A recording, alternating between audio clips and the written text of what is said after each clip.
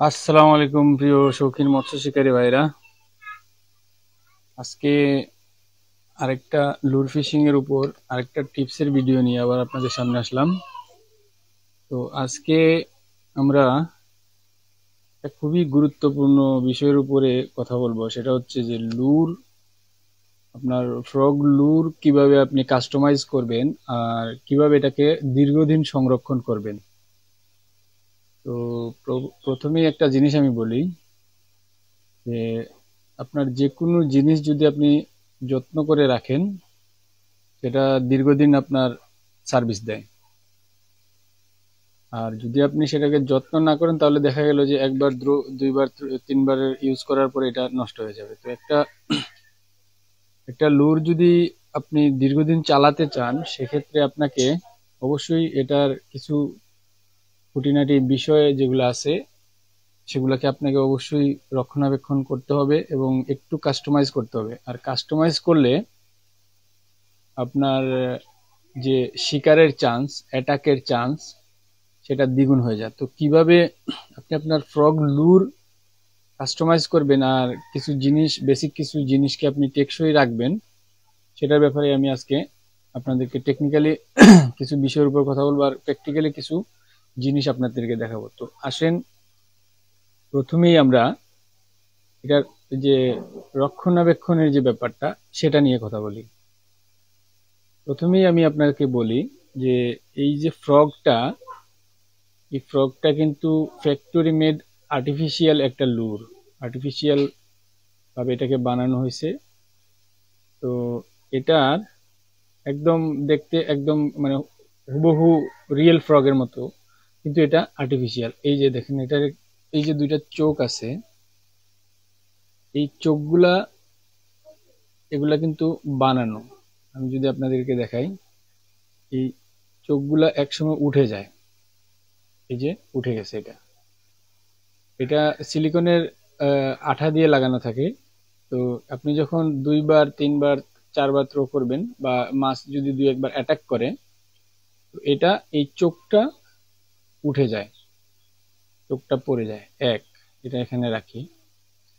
দ্বিতীয়ত, আমরা যদি এটাকে এভাবে এভাবে যদি দেখাই, যে এই যে এখানে ওয়েট দেওয়া আছে, এই ওয়েটটাও আপনার সিলিকনের আঠা দিয়ে লাগানো থাকে।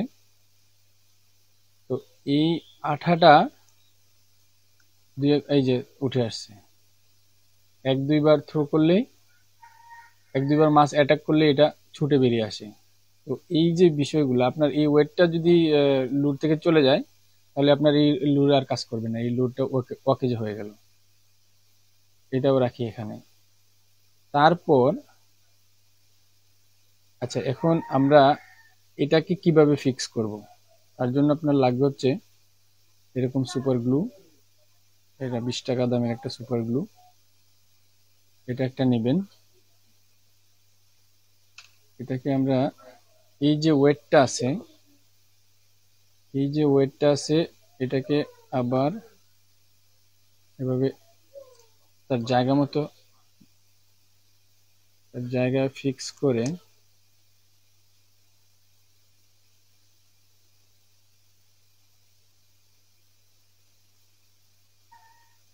এটাকে আমরা এভাবে আবার তার জায়গায় বসিয়ে দেব। দিয়ে এই যে এভাবে কিনারায় কিনারায় সুপার গ্লু এভাবে দিয়ে দেব। বাস। এখন এই যে আমাদের যে আমরা চোখ, যে চোখটাকে আমরা উঠিয়েছিলাম, এখানে এভাবে সুপার গ্লু দিয়ে আমরা এভাবে ধরে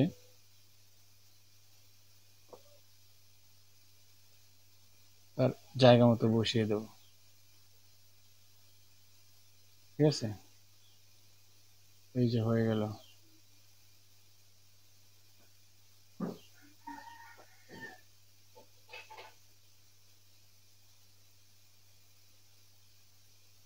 বসিয়ে দিলাম। এখন এটাকে একটু সময় দিতে হবে, এটা যাতে শুকিয়ে যায় পুরোপুরি ভাবে। তারপর আমরা এভাবে হুকটাকে আবার তার জায়গায় দিয়ে দেব।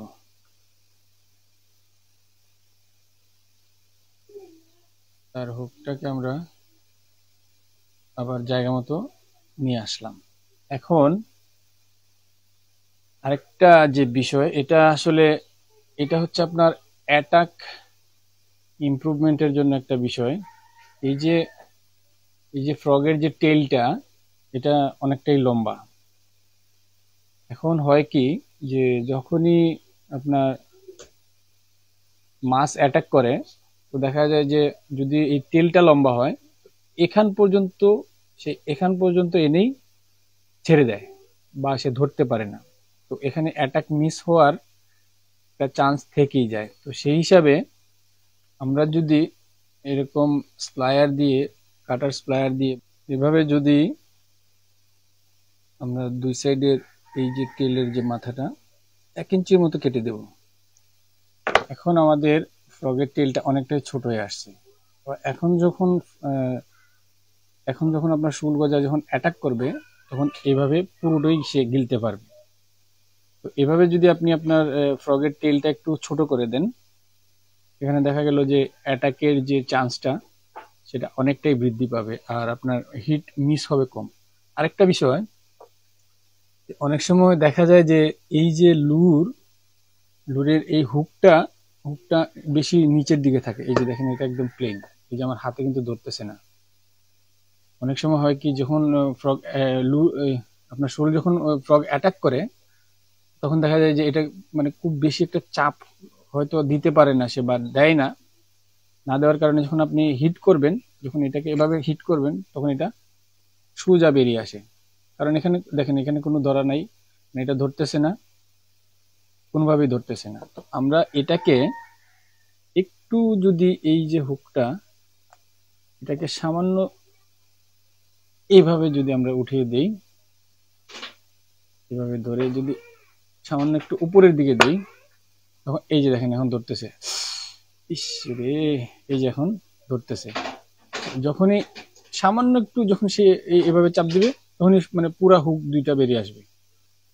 এইভাবে যদি আপনি আপনার লুরটাকে একটু সামান্য কাস্টমাইজ করেন, তখন দেখবেন যে আপনার অ্যাটাকের সম্ভাবনা মানে অনেকাংশেই বৃদ্ধি পাবে। তো যাই হোক, এটাই এই ছিল আমার উদ্দেশ্য, যে আপনাদেরকে এই হালকা কিছু টিপস দেওয়ার, যে কিভাবে আপনি আপনার লুরটাকে কাস্টমাইজ করবেন এবং সংরক্ষণ করবেন দীর্ঘদিন, যাতে একটা লুর আপনি হয়তো বলবেন যে ভাইয়া একটা লুর আর কয় টাকা। ভাই দেখেন, লুর কয় টাকা সেটা ব্যাপার না। ব্যাপারটা হচ্ছে যে আপনার এমনও লুর আছে যে একটা লুর দিয়ে আপনি অনেক শিকার করতে পারবেন। আমার এমনও হয়েছে যে একটা আমার প্রিয় একটা লুর আমার হারিয়ে গেছে, মানে তার জন্য আমি অনেকদিন আফসোস করছি। আর এইভাবে যদি আপনি আপনার লুর সংরক্ষণ করেন, দীর্ঘদিন আপনি অনেক অনেক অনেক দিন আপনি একটা লুর ব্যবহার করতে পারবেন, কোনো সমস্যা নেই। আর সব লুরে কিন্তু ভালো অ্যাটাক হয় না, একটা লুরের এক একটা কাজ।